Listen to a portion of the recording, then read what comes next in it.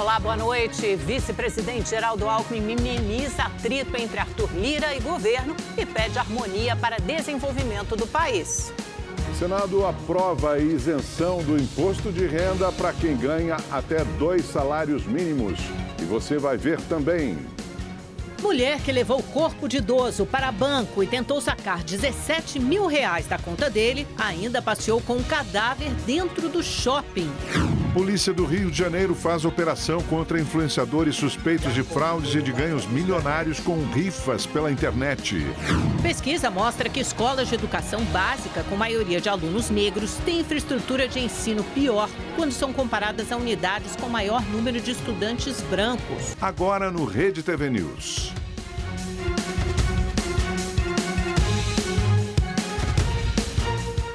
O vice-presidente Geraldo Alckmin defendeu o diálogo entre os poderes. A fala vem após atritos do presidente da Câmara dos Deputados, Arthur Lira, com o governo. Repórter Igor Damasceno tem mais detalhes ao vivo de Brasília. Oi, Igor, boa noite. Você estava de férias, mas aposto que ficou de olho em tudo. Ontem a temperatura subiu bastante na Câmara dos Deputados, no Congresso, mas hoje Alckmin já está atuando para botar panos quentes. Boa noite.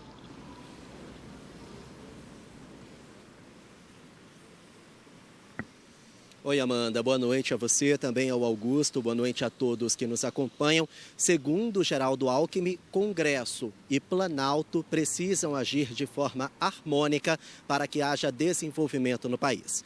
A fala do presidente em exercício foi vista como uma tentativa de frear os embates entre a Câmara dos Deputados e o Poder Executivo. A relação com o Congresso ficou estremecida desde a semana passada, data em que o presidente da Câmara, Arthur Lira, criticou o ministro das Relações Institucionais e chamou Alexandre Padilha de desafeto pessoal. Dias depois, no início desta semana, o primo de Lira perdeu o cargo de chefe do Instituto Nacional de Colonização e Reforma Agrária, o INCRA. Hoje, o presidente da Câmara, Arthur Lira, disse a aliados políticos que só vai colocar em votação as pautas que são defendidas pela oposição. Eu apurei que horas depois Lira teve um encontro com o ministro-chefe da Casa Civil, Rui Costa, e que o principal assunto sobre a mesa foi justamente uma solução para apaziguar essa tensão entre a Câmara dos Deputados e o governo federal. Já Geraldo Alckmin disse que ninguém precisa pensar igual, mas que o diálogo deve continuar. Vamos ouvir. O governo do presidente Lula é o governo do diálogo. Aliás, quero celebrar o bom trabalho conjunto que foi a reforma tributária. Ninguém imaginava, num primeiro ano de governo, você aprovar uma reforma do significado que tem para a economia brasileira e, portanto, social, que tem a reforma tributária, fruto do diálogo. Então, ninguém precisa pensar igual, mas é importante trabalhar junto pelo Brasil. Vamos ver então a previsão do tempo para todo o Brasil com Igor Silveira. Boa noite para você, Igor. As temperaturas começam a despencar lá no sul, é? Vamos lá, boa noite, Augusto, boa noite, Amanda, boa noite para você que está em casa. Pois é, olha, estamos quase um mês no outono e a primeira frente fria chega assim no sul do país. Não tem previsão de chuva, mas em algumas regiões pode até ter geada. É o caso de Gambará do Sul, um município do Rio Grande do Sul, onde a mínima amanhã não passa dos 6 graus. E imagina só a sensação térmica. Lá não vai esquentar quase nada como a gente vê aqui nesta tela, viu? Agora, no Paraná e em Santa Catarina, o sol aparece, mas não esquenta tanto por lá não, viu? Em São Paulo, dia nublado e com previsão de chuva. A máxima, olha, não passa dos 22 graus amanhã, 23 graus na sexta-feira e 26 graus no sábado. No restante do sudeste, o tempo fica mais abafado, mas também tem previsão de chuva. Máxima de 28 graus no Rio de Janeiro e também em Belo Horizonte e 33 graus em Vitória, no Espírito Santo. No Nordeste, a chuva ainda é mais forte e volumosa entre o Maranhão e também o Rio Grande do Norte, por causa da zona de convergência intertropical. No litoral e também na Bahia, tem previsão de chuva em pontos isolados. Falando em temperaturas, olha, a máxima por lá em Salvador pode chegar aos 31 graus. Por outro lado, no mapa, tem previsão de chuva forte na região norte, mas em Manaus os termômetros registram 35 graus amanhã. Uma boa noite para você. Amanda, Augusto. Eu ia falar que vai refrescar, mas o teu mapa continua todo vermelho, quente, incandescente. Mas aqui em São Paulo vai cair bem a temperatura. Pelo menos no centro-sul do país, a previsão é que a temperatura começa a cair. Refresca. Com Obrigada, certeza. Igor. Obrigado, Igor. Um ônibus capotou numa rodovia em Minas Gerais e pelo menos 7 pessoas morreram. O acidente aconteceu na madrugada desta quarta-feira. As imagens mostram o trabalho dos bombeiros para resgatar as vítimas, que ainda estavam presas dentro do ônibus. Um acidente não tem isso não, um acidente é complicado. 24 passageiros viajavam de Belo Horizonte para Capelinha, no Vale do Jequitinhonha. De acordo com o boletim de ocorrência, um motorista de 46 anos disse que avistou cães na pista ao fazer uma curva. Tentou desviar, mas perdeu o controle. O teste do bafômetro deu negativo. 13 passageiros ainda foram levados para o hospital. O veículo tem autorização para operar. Em nota, a empresa disse que o motorista é experiente e que presta toda a assistência às vítimas. As escolas de educação básica, com maioria de alunos negros, apresentam infraestrutura de ensino pior quando comparadas a unidades com maior número de estudantes brancos. A constatação foi feita por pesquisadores de uma ONG de combate à desigualdade racial. Nessa escola pública de Pernambuco, o mofo toma conta do teto. Aqui não há espaço para recreação, pois o mato não é cortado. A quadra de esportes está abandonada. Vazamentos de esgoto, janelas quebradas, salas que viram depósito de entulhos também chamam a atenção.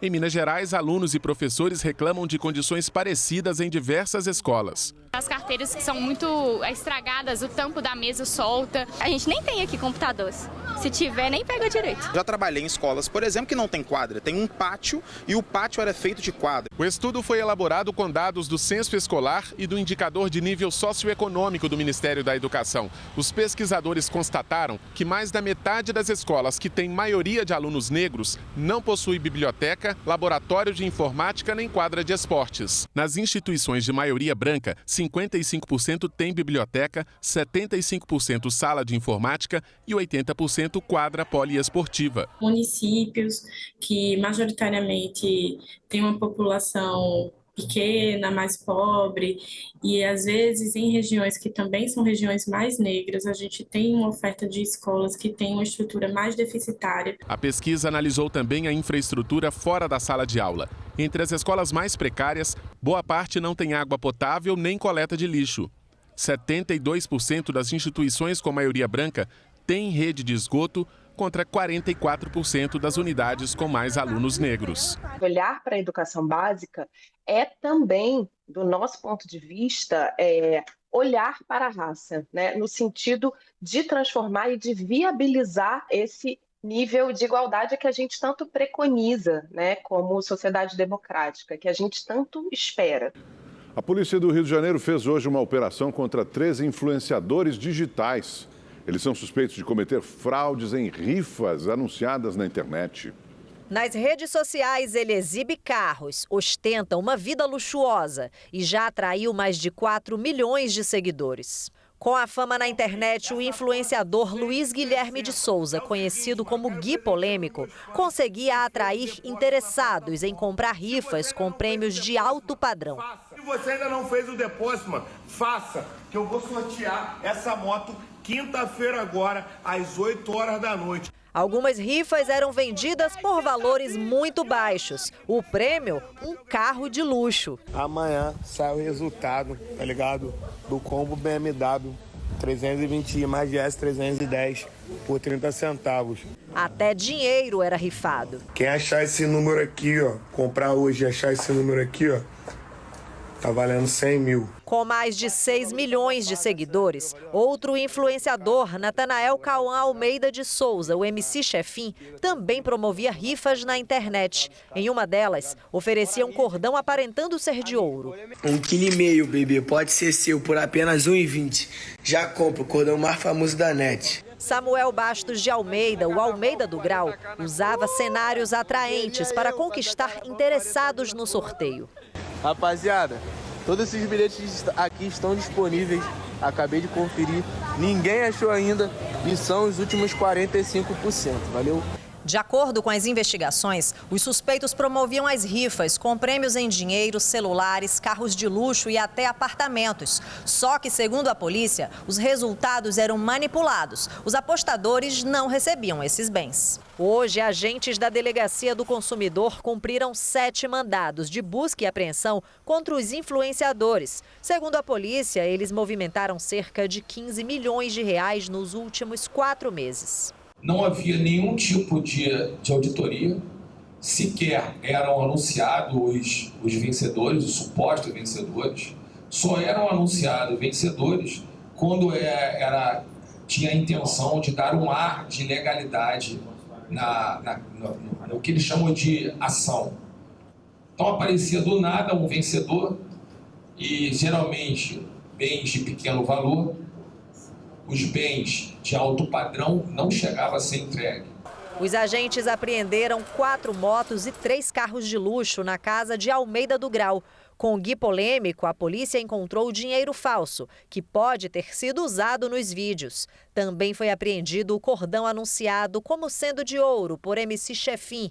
Os alvos são investigados por estelionato, crime contra a economia popular e associação criminosa. A Justiça de São Paulo liberou o passaporte de Renato Cariani. Com a determinação, ele poderá realizar viagens internacionais a trabalho, desde que cumpra algumas medidas, como comunicar previamente à Justiça, com antecedência de 15 dias, e apresentar passagens de ida e volta.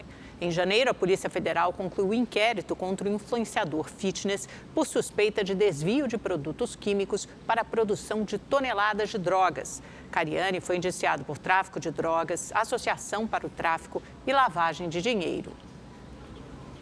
A polícia continua as buscas pelo PM desaparecido desde o último fim de semana no litoral de São Paulo.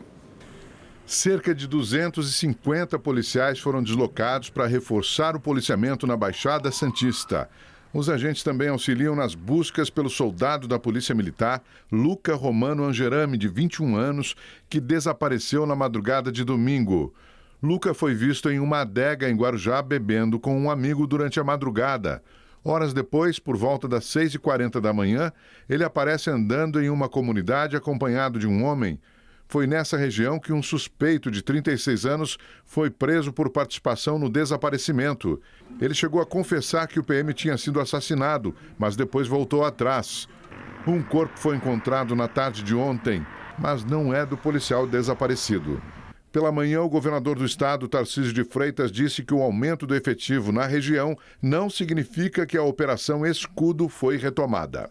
Reforço no policiamento sempre há, e quando a gente sente a necessidade, essa questão do policiamento é dinâmica. A Baixada Santista é uma região estratégica e importante e que vem sofrendo muito com o crime organizado ao longo de tempo. Um menino de 7 anos ficou ferido durante uma ação policial na comunidade de Paraisópolis, na zona sul de São Paulo.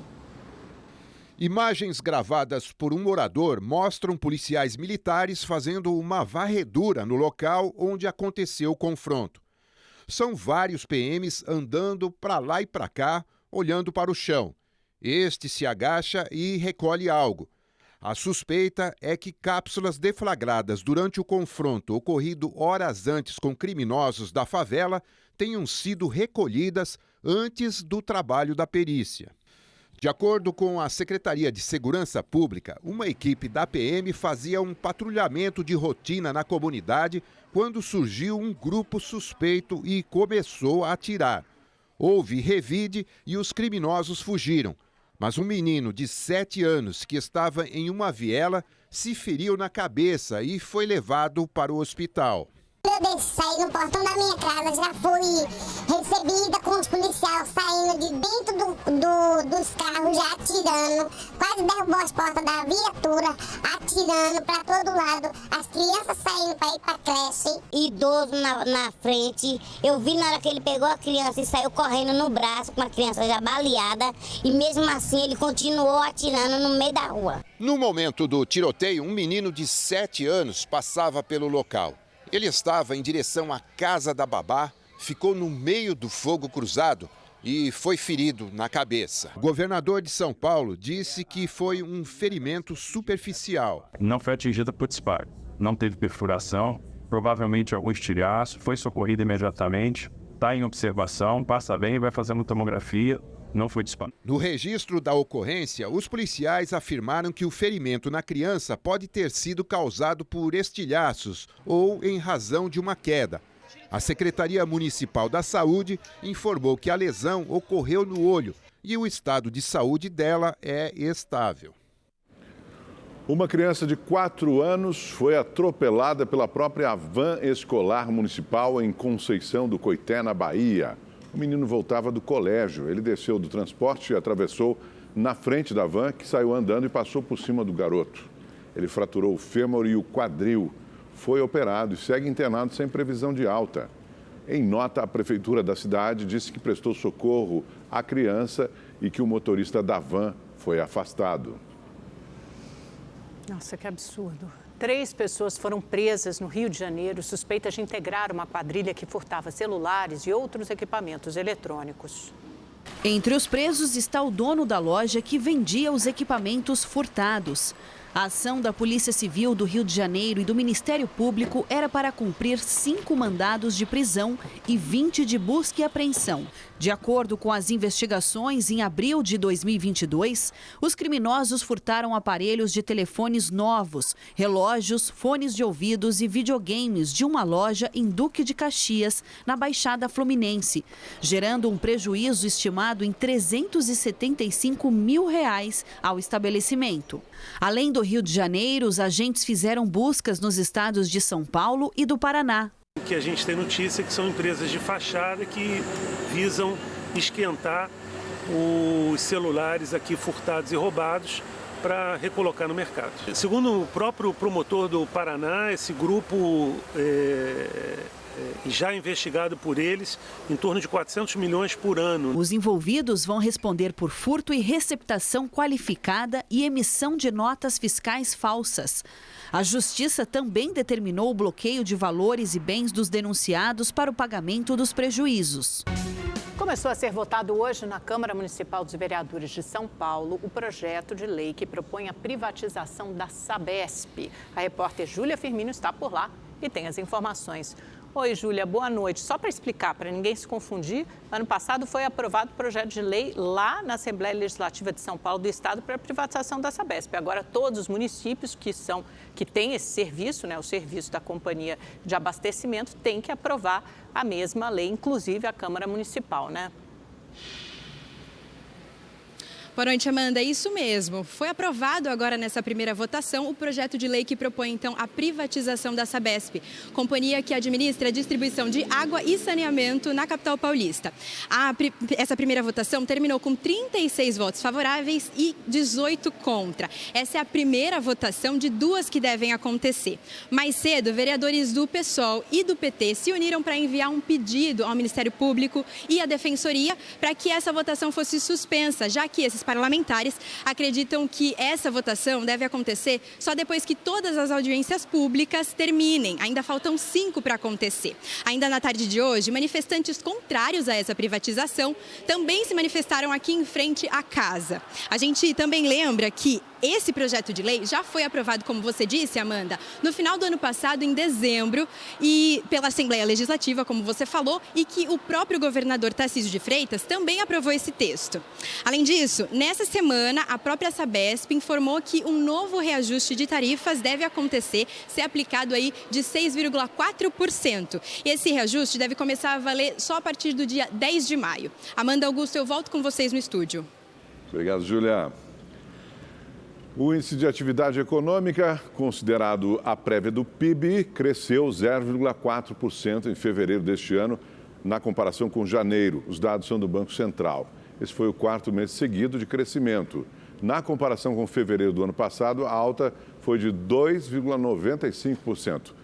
Produto Interno Bruto, PIB, é a soma de todos os bens e serviços produzidos no país. O ministro do Supremo Tribunal Federal, Alexandre de Moraes, esteve hoje no Congresso Nacional para entregar o anteprojeto do novo Código Civil ao presidente do Congresso, o senador Rodrigo Pacheco. Ele reforçou o apoio à regulamentação das redes sociais. A regulamentação de novas modalidades contratuais que surgiram, a questão de costumes, que Vossa Excelência bem colocou, novas relações familiares, novas modalidades de se tratar nas questões do direito de família e sucessões, a tecnologia, a inteligência artificial, novas formas de responsabilidade civil, isso é importantíssimo. Vossa Excelência lembrou que na virada do século não existiam redes sociais, nós éramos felizes e não sabíamos, né? A Comissão de Constituição e Justiça do Senado aprovou a proposta de emenda à Constituição que dá 5% de aumento salarial a juízes e demais servidores do Judiciário a cada 5 anos, conhecida como PEC do quinquênio. O texto do presidente da Casa, senador Rodrigo Pacheco, limita os reajustes a um total de 35%, mas a gratificação não incorpora a remuneração para a contagem do teto, que é o limite máximo que cada servidor pode receber.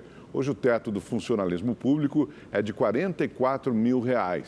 A proposta ainda precisa ser aprovada em 2 turnos no plenário do Senado antes de seguir para a Câmara dos Deputados.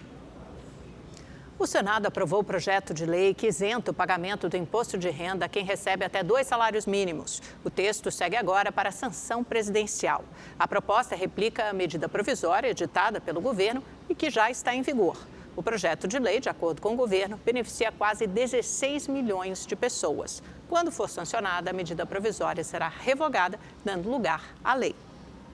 O Conselho Nacional de Justiça adiou a decisão sobre a abertura de processo administrativo contra a juíza Gabriela Hart, que substituiu Sérgio Moro na 13ª Vara Federal de Curitiba. Os conselheiros também suspenderam o afastamento da juíza e do atual titular da 13ª Vara, Danilo Pereira.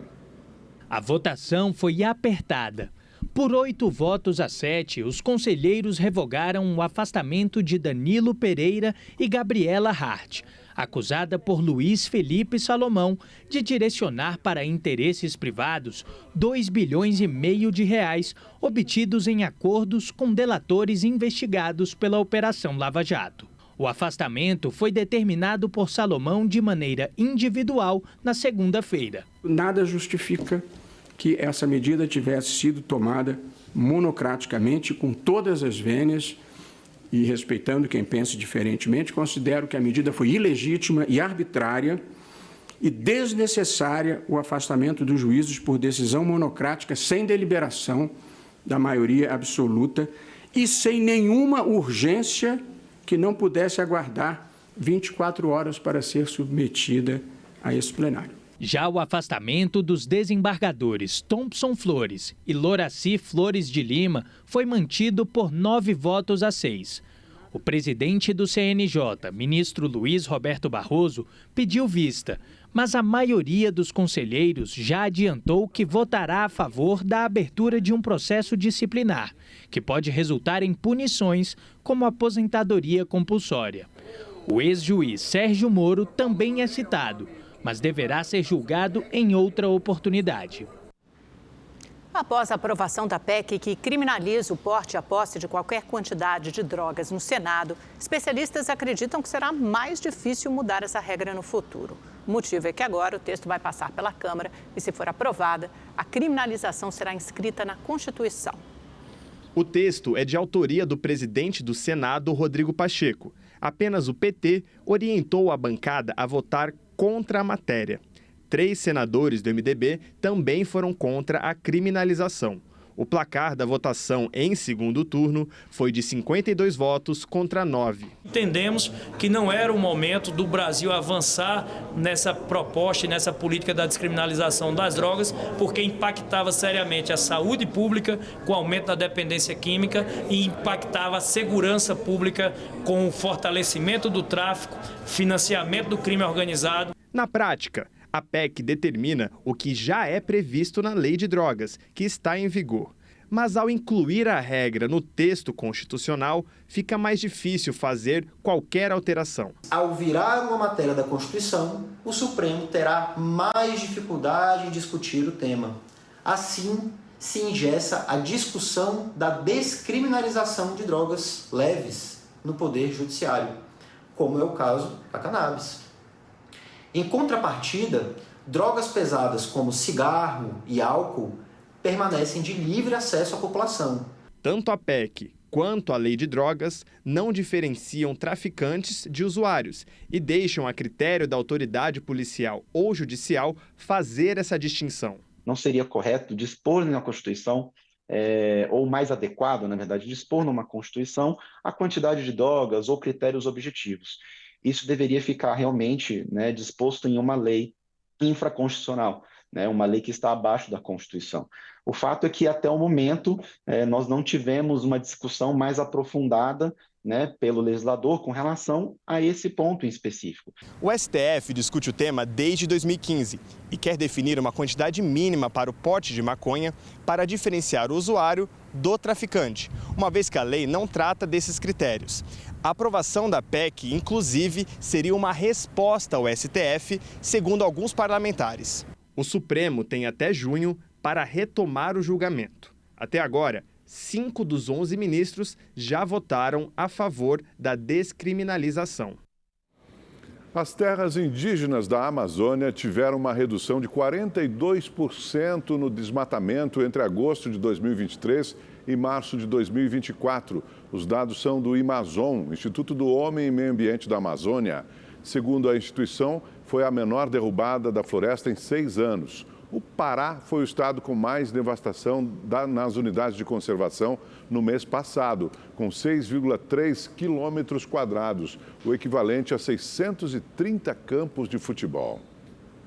O Conselho de Ética da Câmara dos Deputados sorteou os 3 novos nomes para escolher o relator do processo contra o deputado Chiquinho Brazão, acusado de ser o mandante do assassinato da vereadora Marielle Franco. Os deputados sorteados anteriormente acabaram desistindo da relatoria do caso. Agora, os nomes cotados são de Jaqueline Rocha, do PT do Espírito Santo, Rosângela Reis, do PL de Minas Gerais e Joseildo Ramos, do PT da Bahia. O presidente do Conselho, deputado Leur Lomanto Júnior, do União Brasil da Bahia, deve escolher o relator na próxima semana. O ministro da Defesa, José Múcio Monteiro, disse que precisa de um aumento no orçamento para ajudar a combater os crimes no Brasil. O pedido foi feito durante a audiência na Câmara dos Deputados.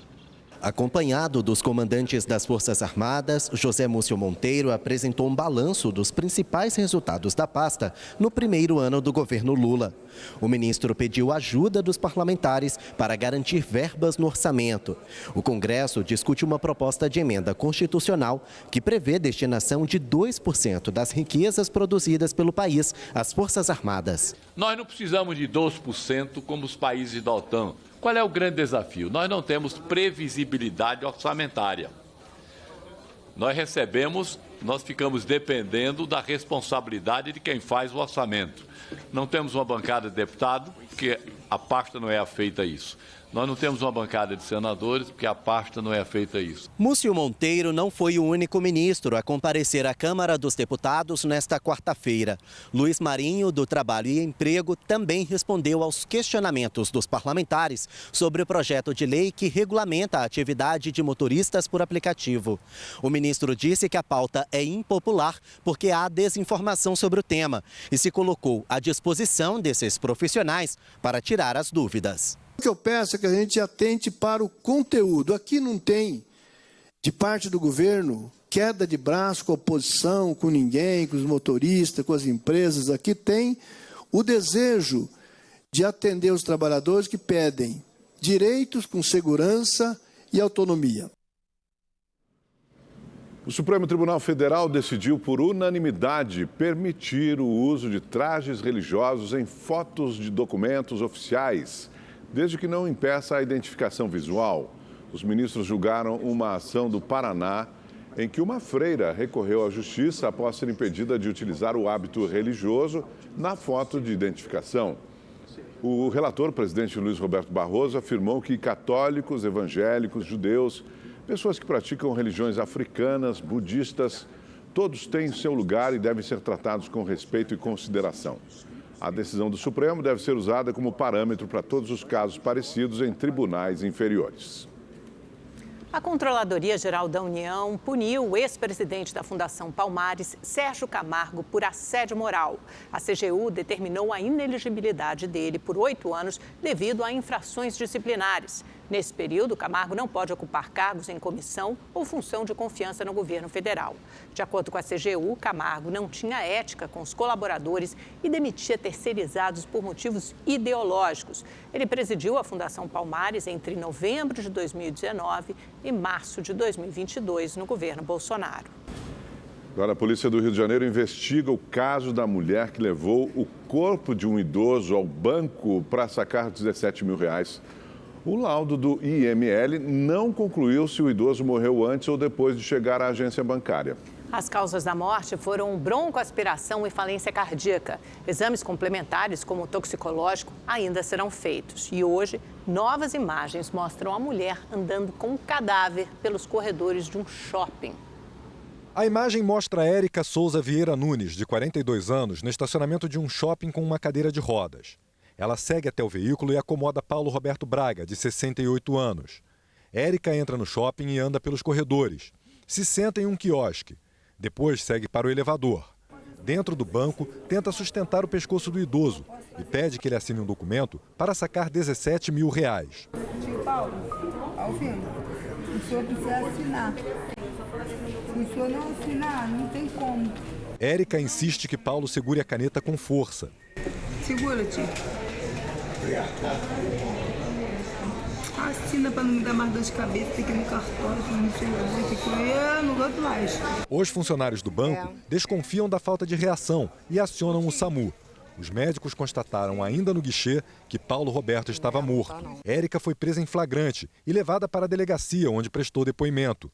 Ela alegou que, ao chegar ao shopping, Paulo Roberto estava debilitado, mas ainda vivo. Ela disse que nada disso aconteceu, que ele chegou vivo e que ele começou a passar mal e depois teve todos esses trâmites. Segundo a polícia, os primeiros exames realizados no corpo contrariam a versão de Érica. As marcas encontradas apontam que Paulo Roberto não morreu sentado e que a morte aconteceu pelo menos 2 horas antes do atendimento no banco.